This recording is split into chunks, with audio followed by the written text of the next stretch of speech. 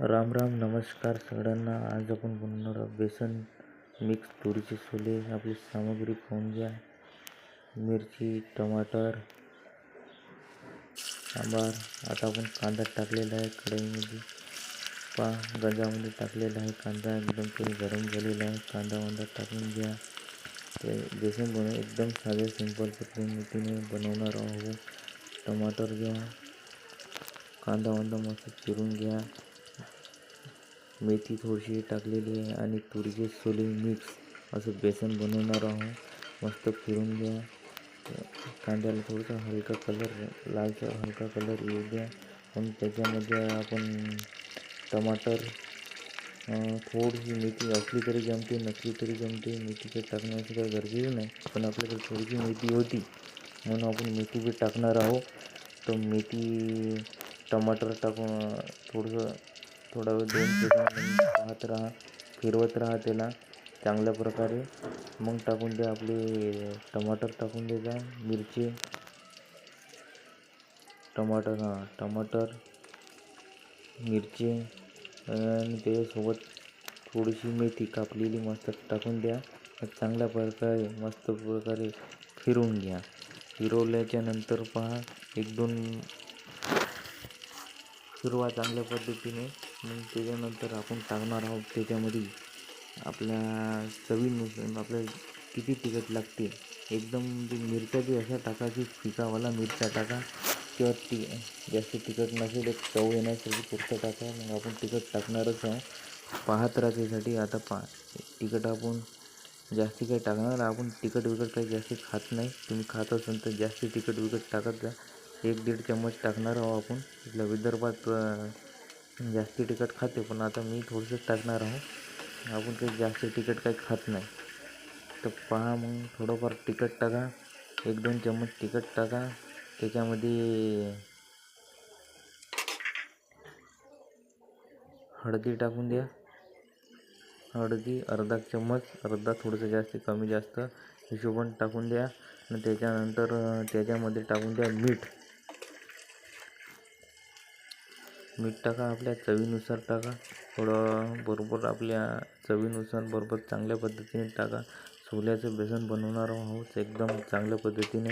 मी like करा, subscribe करा. तोपर्यंत मस्त फिरवत आहे, तोपर्यंत चांगल्या प्रकारे मस्त शिजू द्या. 1-2 मिनिट शिजल्याच्या नंतर आपण तुरीचे छोले टाकणार आहोत. मस्त पाण्याने धुवून ठेवा. धुतल्यानंतर डायरेक्ट गंजामध्ये टाका.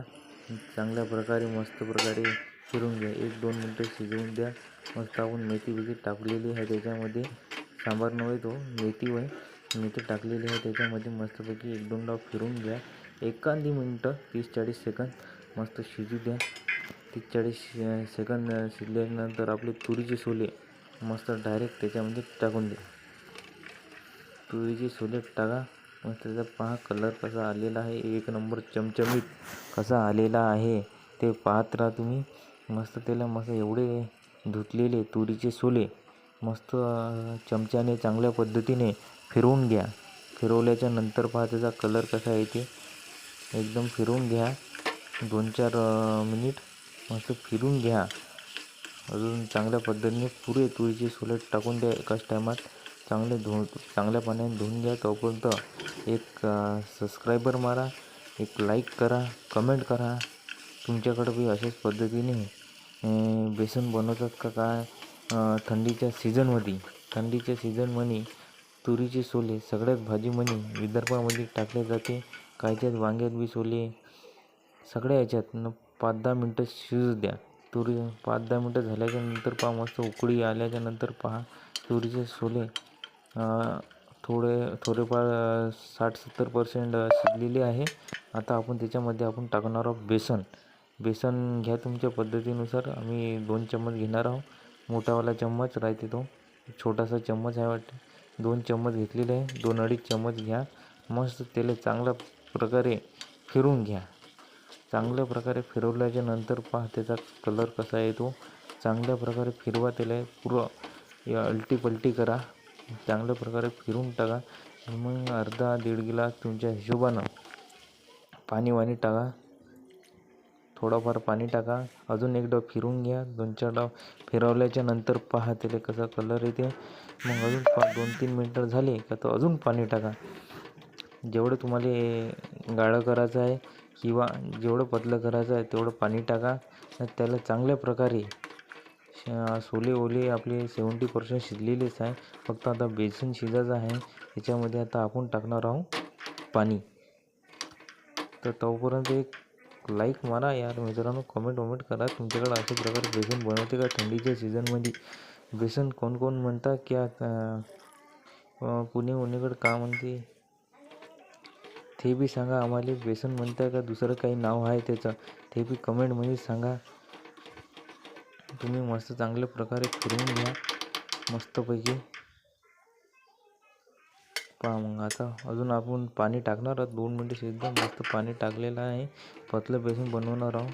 थोडंसं शिजू द्या, थोडं गाढा होईनच ते. एकदम 5 मिनटं त्याला 5-7 मिनटं झाकून ठेवा.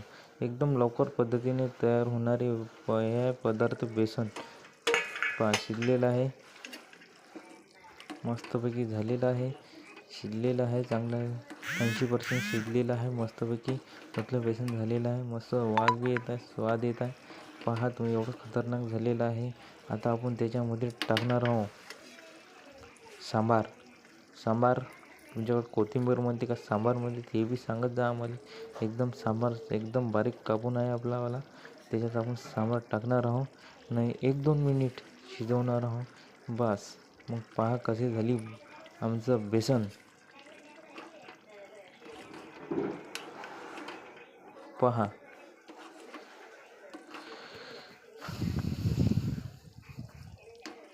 पहा बेसन झालेलं आहे. 1 नंबर बेसन झालेलं आहे. त्याचा कलर बी चांगलेला आहे.